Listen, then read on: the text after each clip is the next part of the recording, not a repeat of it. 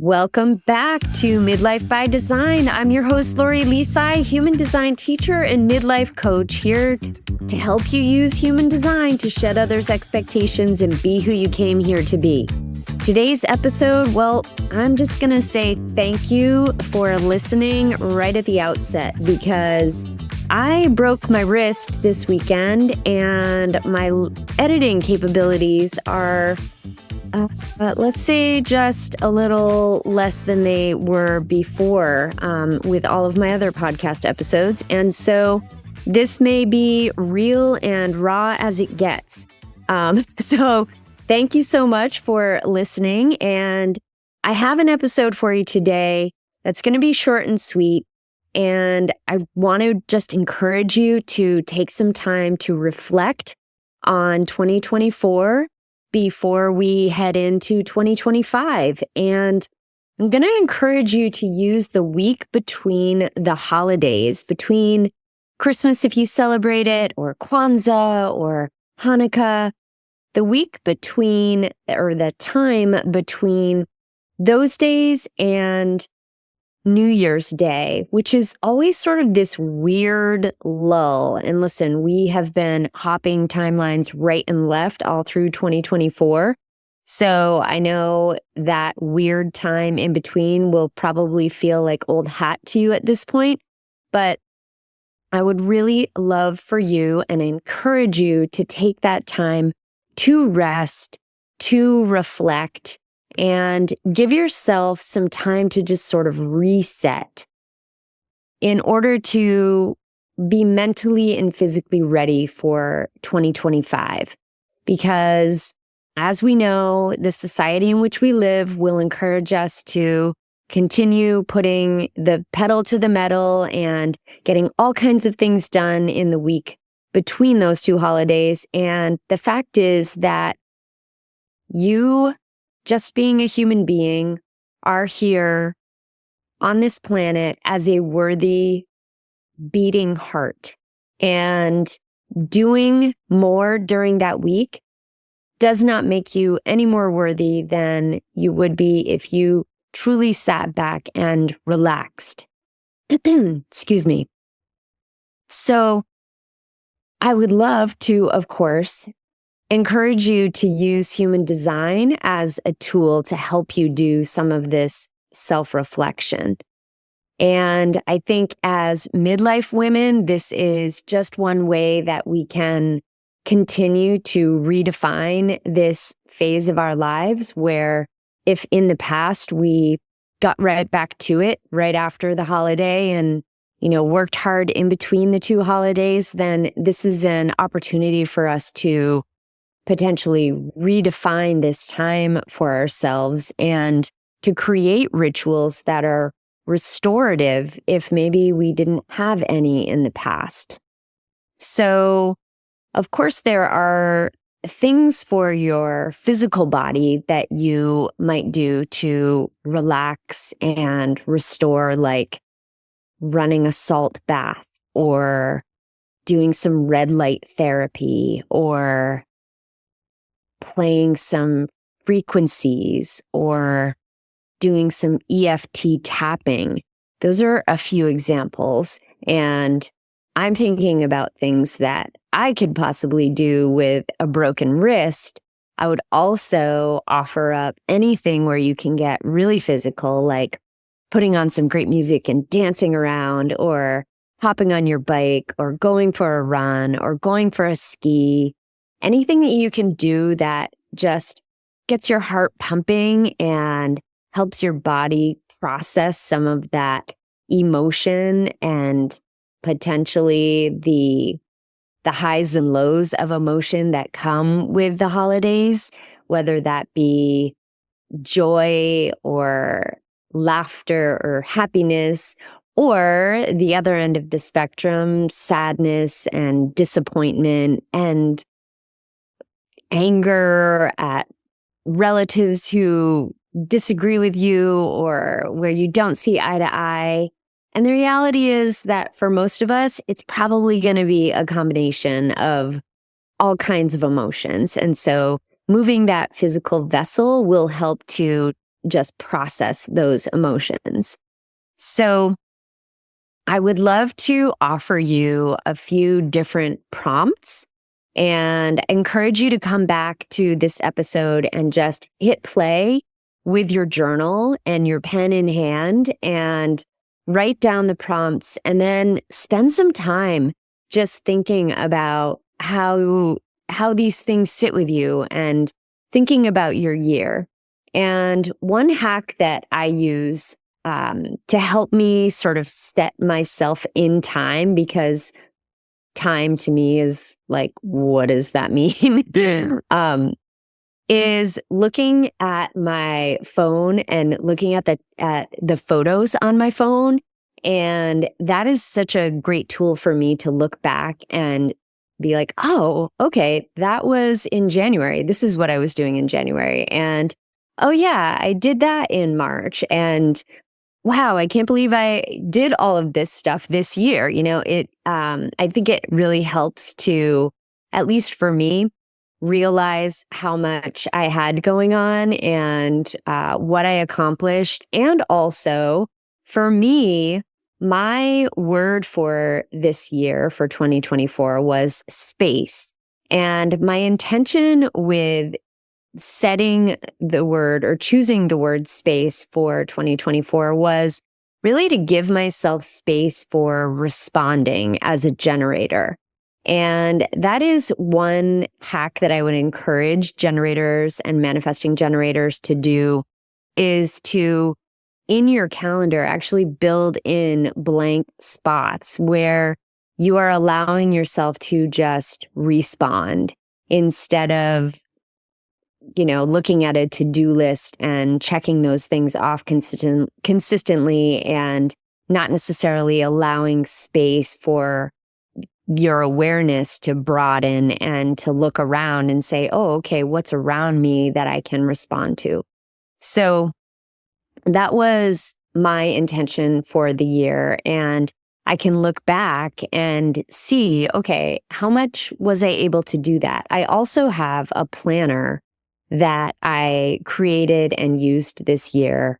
And I can look back on that and say, oh, okay, this is what kind of space, creating space, looked like for me this year. And so I encourage you to, as one prompt, is to think about, did you have a one-word intention for this year? And if so, how did you do with that? And be gentle with yourself. I think that oftentimes we believe that we can make so much change in just one year. And more often than not, it can take a few years, but the amount of change that is possible over that amount of time is mind-bogglingly crazy. However, I think, can be really hard on ourselves if it doesn't happen in just one year. And I think in a lot of spaces, change happens really slowly until it takes almost a quantum leap and it happens seemingly overnight. But it's those little changes, the daily 1-degree pivots that we make, that add up to a full sweeping change. So considering, what word did you set for yourself in 2024 and how did you do with it? And is it something you want to revisit for 2025? Is it a word that you want to try again with? Or maybe do you want to try something else for 2025? So that's one prompt that I would like you to consider. The second prompt is more focused on your type, your energy type, when we're talking about human design. So as you know, with human design, every energy type has a signature, right? It's that emotion that you feel that lets you know, hey, you're on track. This is something that is in alignment with how your energy works. So if you need a review for any of that, I would encourage you to go back to the episodes about each of the types. I did an episode for generators, manifesting generators, projectors, reflectors, and manifestors. So if you don't know your type, as you know, go to my website, lorilisai.com, go to get your chart, enter in your birth details, and it will tell you what your energy type is. So look at that. With that information, go back and listen to the episode about your type. And I explain a bit about your signature, which is, I think, one of the most underrated tools in human design that people kind of skip over, but it can be really, really helpful actually, because it's simple. And so if you're a generator, think back to your year and think about what moments brought you the most satisfaction. What were you doing? What were you not doing that brought you the most satisfaction? If you were a projector, what moments helped you feel the most seen and the most successful? If you're a projector, did you initiate something pretty amazing that helped you feel a sense of peace? What was that? And if you were a manifesting generator, what were you able to move towards, start and not finish, perhaps, that gave you a sense of peace and satisfaction?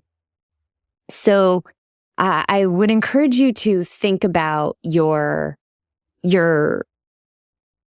signature and consider, when were you feeling that this year? And if you can reflect on, how did you get there? What decisions did you make? I think this is another sort of follow-up prompt, which is about using your human design authority. And I do have an episode on that as well that's near the type series that talks about all of the different authorities. And I encourage you to consider, okay, what were some times when I actually followed my authority, and how did that work out for me? I actually really love this exercise for determining how well you're doing with listening to your authority. And that is just thinking about, okay, if you're an emotional authority, when did you take your time to make a decision and in the end, go with what felt right to you? If you're a sacral authority, when did you listen to your gut? If you're a splenic authority, when did you go with your intuition and not feel like you had to explain it to anybody, but just trusted it? If you're an ego authority, when did you just do what the hell you wanted? No apologies, no explanation. You just made the decision with what your heart really said was for you.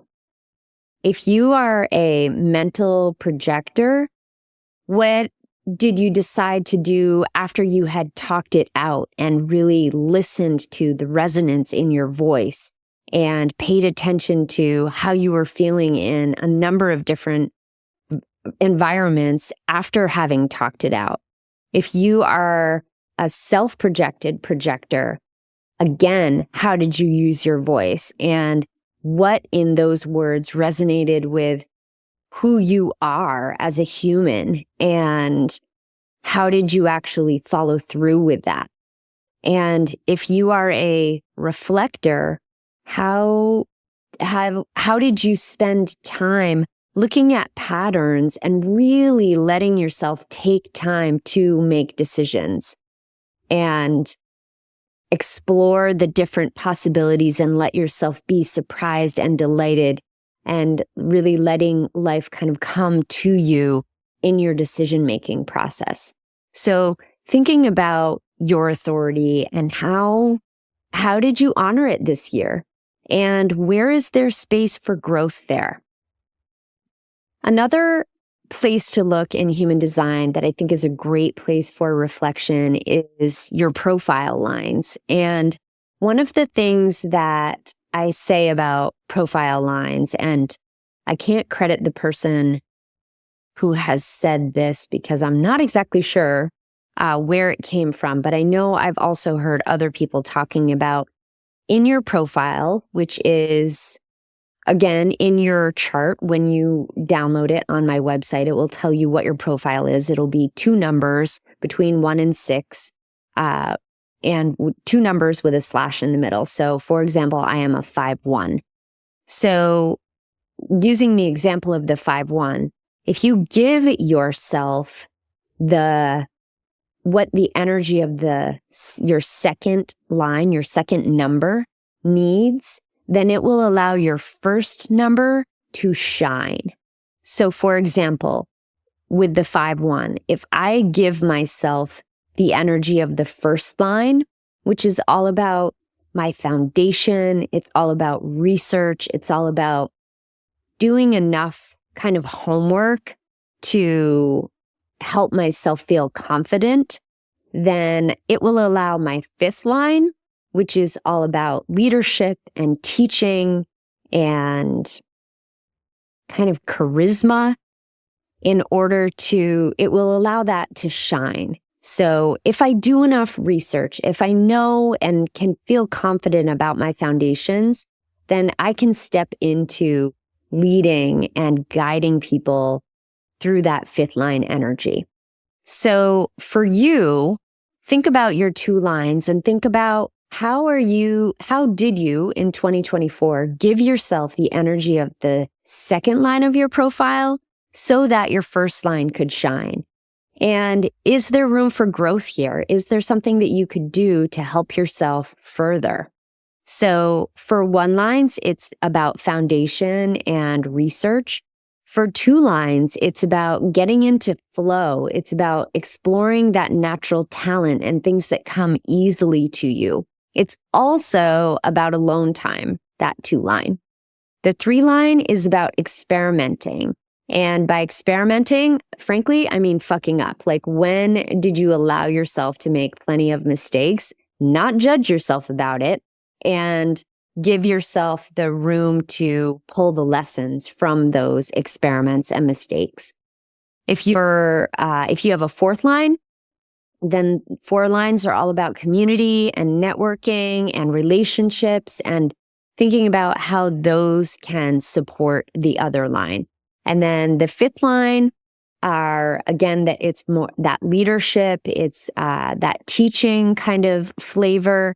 And then 6th line is all about role modeling and kind of stepping into this sort of higher spiritual flavor within you. So these are the main elements I've been talking about a lot this year. I've also talked about the energy centers, and that would be another prompt that you could include for yourself, getting curious about your energy centers and where you have definition and where you don't, and where in the places that you don't have definition, have you been taking on other people's expectations, other people's conditioning, and making it mean something about yourself.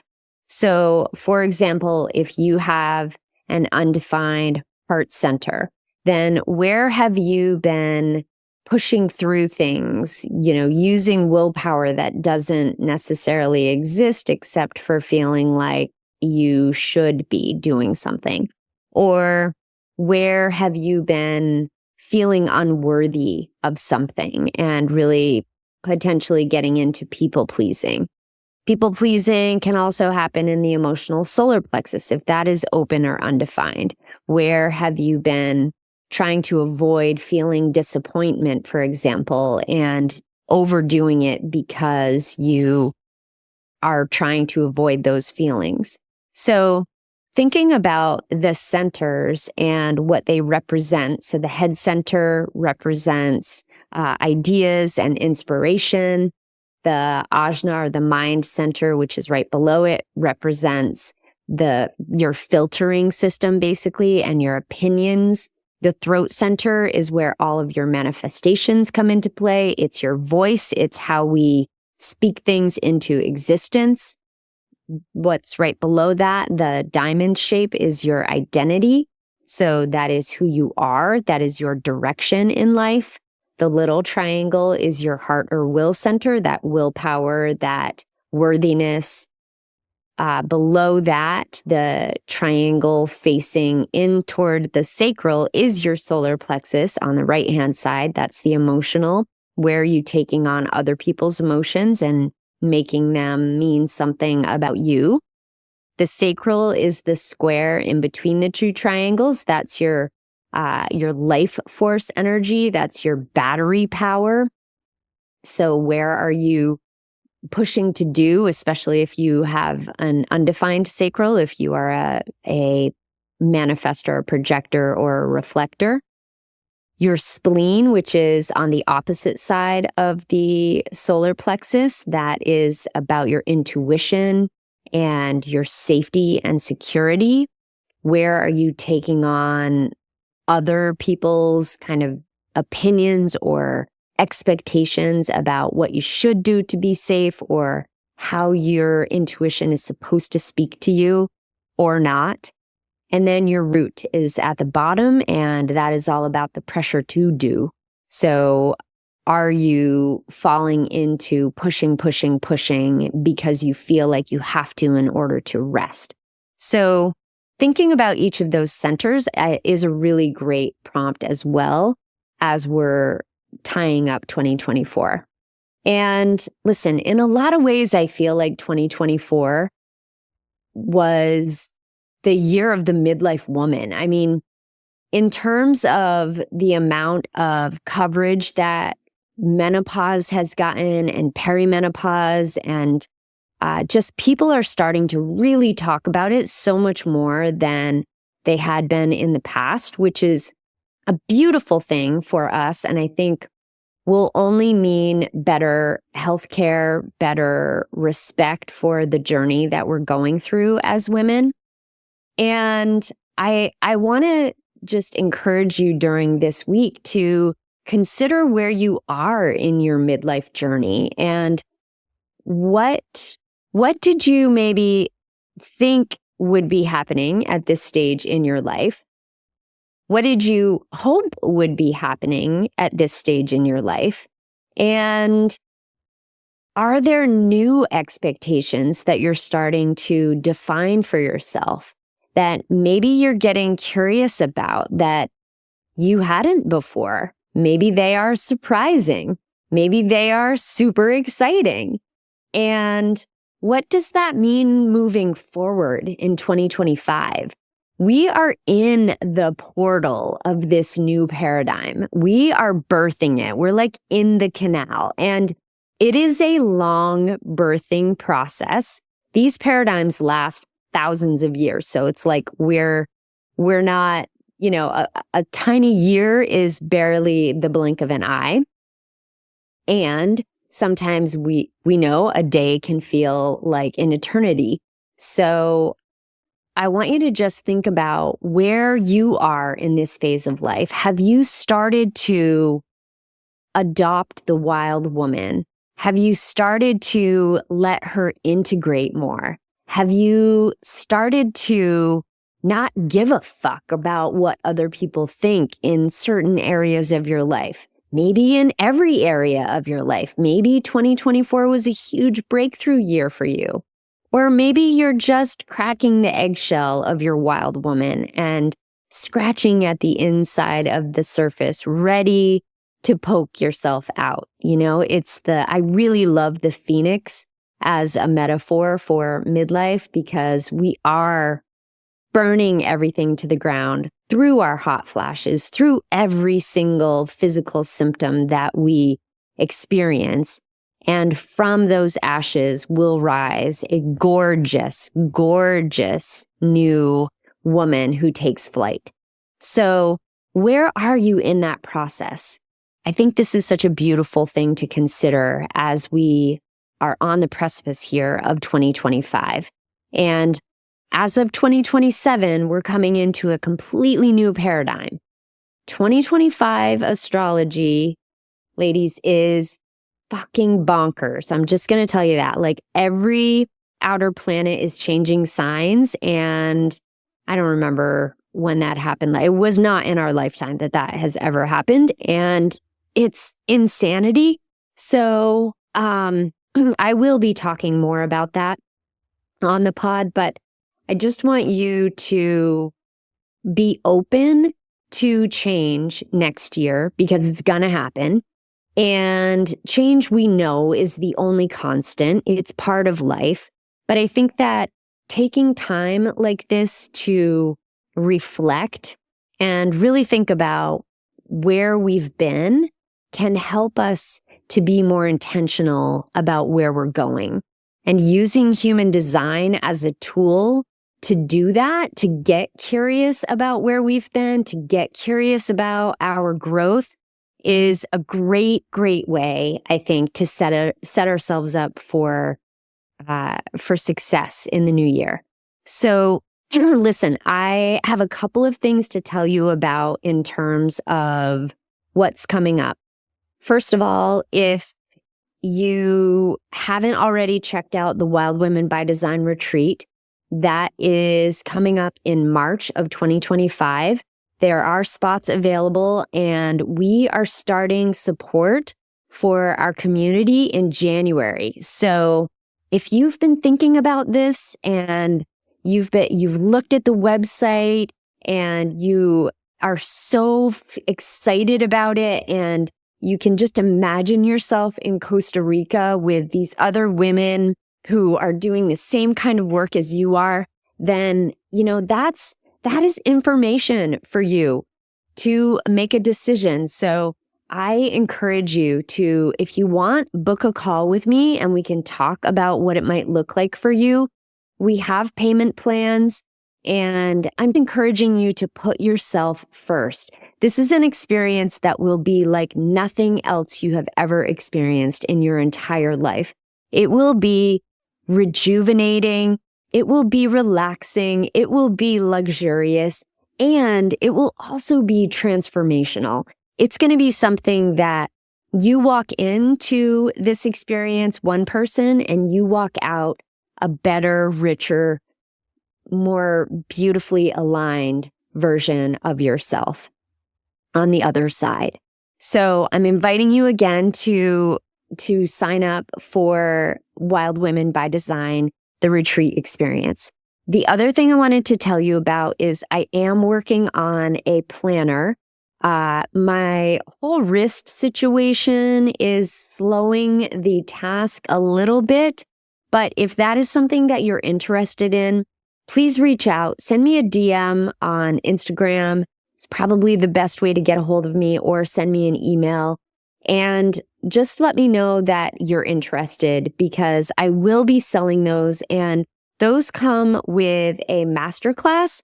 So I teach you not only about how to use the planner itself, but also just about planning that's in alignment with your human design. And what does that look like? And how can you create a plan for a whole year based on your specific human design? So stay tuned for more details on that. I am working on it as my body allows, I guess. So thank you so much for listening to Midlife by Design today. And I really hope this episode gave you some things to think about in terms of reflecting on 2024 and how you have been able to navigate this phase of midlife and perimenopause. And listen, if you are struggling, I see you. I am you. I am right there with you, and I am holding space, and I want you to just give yourself a huge hug for your ability to get through this year. Maybe you thrived. Maybe you took a nosedive. Maybe there was a combination of both. Probably because you were lifing, but either way, it's so important to love yourself and appreciate all of the twists and turns of life, because all of them help to teach us and to better understand who we are and who we came here to be. So as you know, I always love to wish you strength and courage to be clear and to let go of people pleasing and anything that's not serving you. I wish you joy to fill your days, and I wish you the clarity to be who you came here to be.